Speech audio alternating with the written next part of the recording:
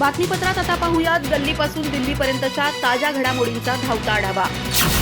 ज्या क्षेत्रामध्ये लोकनेते आदरणीय विलासराव देशमुख साहेबांचा विचार आला आणि त्याला सहकार महर्षी आदरणीय दिलीपराव देशमुख साहेब यांच्या कर्तृत्वाची जोड मिळाली, तिथे कधीही मागे वळून पाहण्याची गरज भासली नाही. सरकार 5, 10 किंवा 15 वर्षात बदलतात, मात्र मांजरा परिवाराचं हे विश्वासाचं सरकार गेल्या 50 वर्षात बदललेलं नाही आणि पुढची 50 वर्षही ते बदलणार नाही, असं खणखणीत प्रतिपादन माजी मंत्री आणि काँग्रेस नेते अमित विलासराव देशमुख यांनी केलं. विकासरत्न विलासराव देशमुख मांजरा शेतकरी सहकारी साखर कारखान्याच्या 42व्या वार्षिक सर्वसाधारण सभेत ते बोलत होते.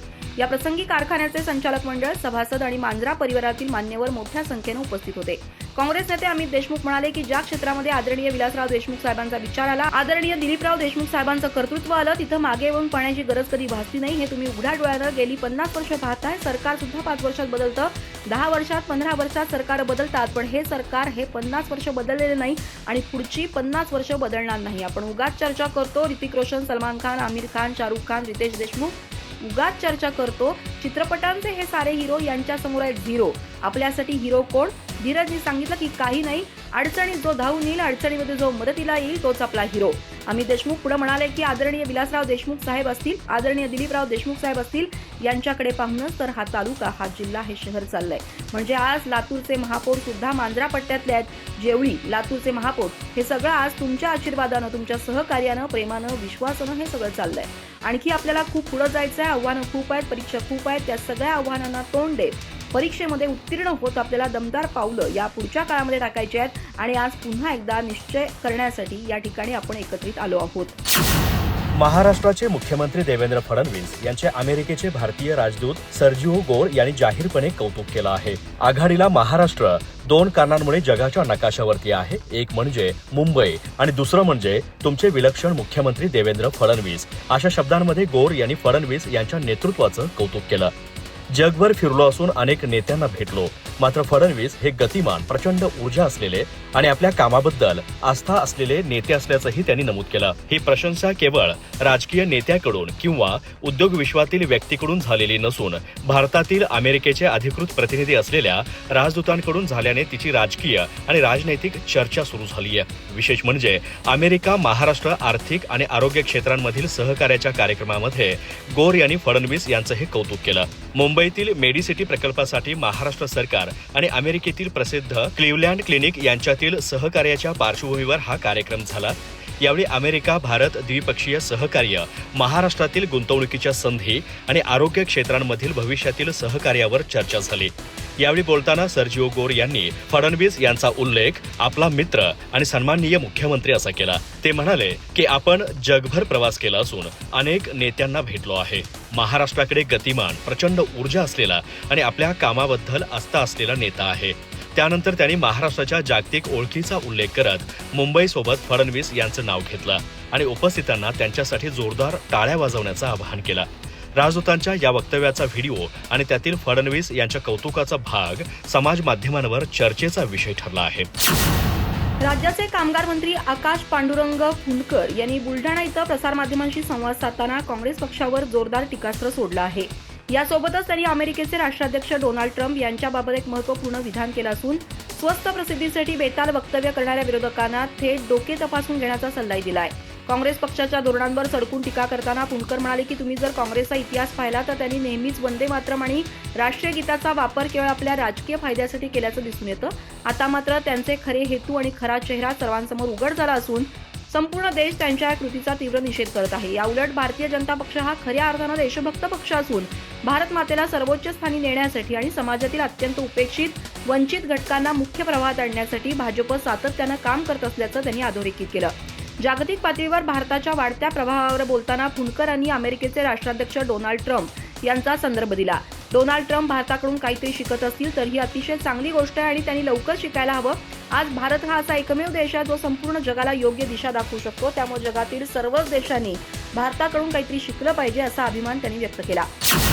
शिवसेना उद्धव बाळासाहेब ठाकरे पक्षाचे खासदार संजय राऊत यांनी आज पत्रकार परिषद घेत निवडणूक आयोग, विधानसभा अध्यक्ष राहुल नार्वेकर आणि भाजपच्या केंद्रीय नेतृत्वावर अत्यंत गंभीर आरोप केलेत. शिवसेना पक्ष आणि धनुष्यबाण चिन्ह एकनाथ शिंदे गटाला मिळण्यामागे हजारो कोटींचा व्यवहार झाला असून यात केंद्रीय गृहमंत्री अमित शाह यांनी दलाली केल्याचा खळबळजनक आरोप राऊत यांनी केला.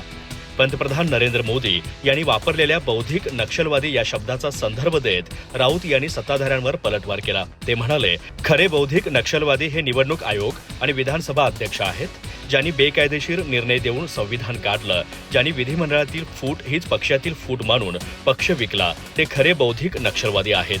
विधानसभा अध्यक्षांनी आर्थिक आणि राजकीय दबावाखाली हे निर्णय घेतले आहेत.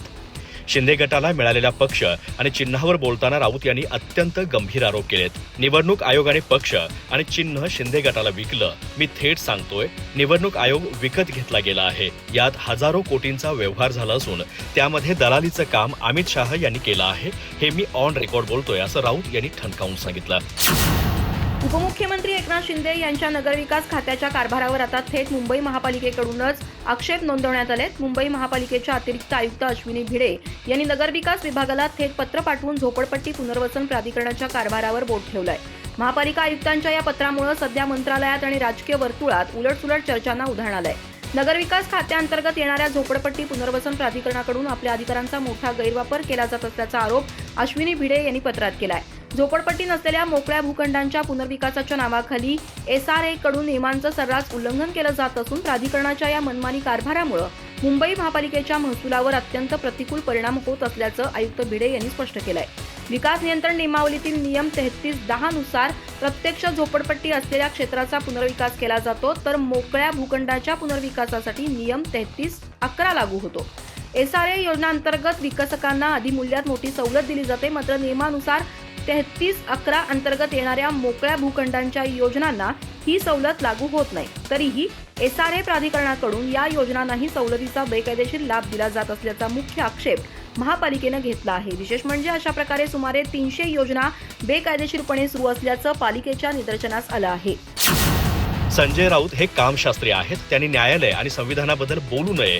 एकनाथ शिंदे यांच्या वकिलांनी न्यायालयात युक्तिवाद केल्यावर ठाकरे गटाची पळताभुई थोडी होईल, असा हल्लाबोल भाजप प्रवक्ते नवनाथ बन यांनी केला आहे. रामशास्त्री कोण आहे हे शोधण्यापेक्षा राऊतांनी आपण कामशास्त्री कसं झालो याकडे लक्ष द्यावं, असा खोचक टोलाही त्यांनी लगावला.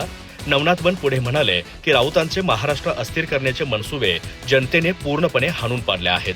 99 जागा लढवून अवघ्या 15 जागा मिळाल्यानंतर राऊत आणि इतरांवर आरोप करण्यापेक्षा उभाटा गटाच्या राजकीय पराभवाचं आत्मपरीक्षण करावं. तसेच मुंबई महापालिकेच्या 25 लाखांच्या टेंडरबाबत स्पष्टीकरण देताना त्यांनी सांगितलं की हे कंत्राट ऋतुताई तावडे यांच्या वैयक्तिक अकाउंटसाठी नसून महापालिकेच्या अधिकृत सोशल मीडिया अकाउंटसाठी आहे. प्रसारमाध्यमांवरील खर्चावर प्रश्न उपस्थित करणाऱ्या किशोरी पेडणेकर यांनी आधी आपल्या महापौर पदाच्या काळातील कंत्राटे आणि खर्चाचा हिशोब महाराष्ट्राला द्यावा.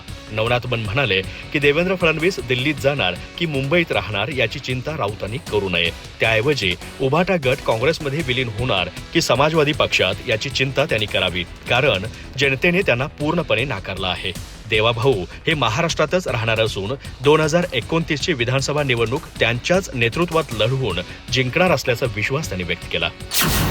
राष्ट्रवादी काँग्रेसचे नेते आणि महाराष्ट्राचे तत्कालीन उपमुख्यमंत्री अजित पवार यांच्या आकस्मिक निधनानंतर बारामतीतील राजकीय आणि सामाजिक वातावरणात मोठी पोकळी निर्माण झाल्याची भावना व्यक्त होती आहे.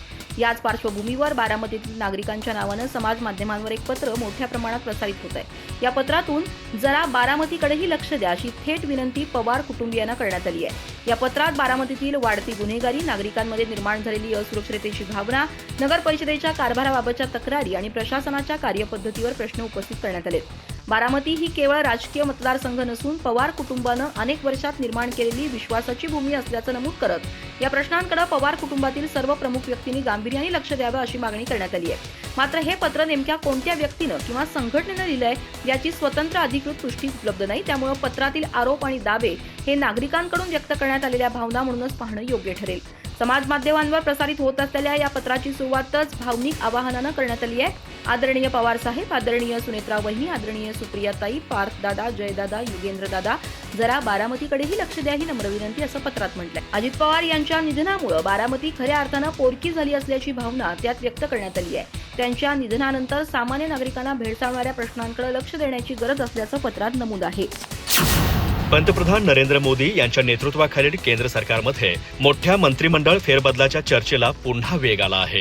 ऑगस्टमध्येच केंद्रीय मंत्रिमंडळात बदल होण्याची शक्यता असल्याचे संकेत गेल्या काही आठवड्यापासून मिळत आहेत. मात्र फेरबदलाची अधिकृत घोषणा अद्याप झालेली नाही. या पार्श्वभूमीवर काही मंत्र्यांची खाती बदलली जाऊ शकतात, काहींच्या जबाबदाऱ्या वाढवल्या जाऊ शकतात, तर काही नव्या चेहऱ्यांना केंद्रात संधी मिळण्याची शक्यता व्यक्त केली जातीय. या संभाव्य फेरबदलांबाबत महाराष्ट्राच्या राजकारणालाही विशेष महत्त्व मिळू शकतं. विशेषतः एकनाथ शिंदे यांच्या नेतृत्वाखालील शिवसेनेने लोकसभेतील 13 खासदारांची ताकद दाखवल्यानंतर केंद्रातील मंत्रिपदांसाठी आपला दावा मजबूत केला आहे.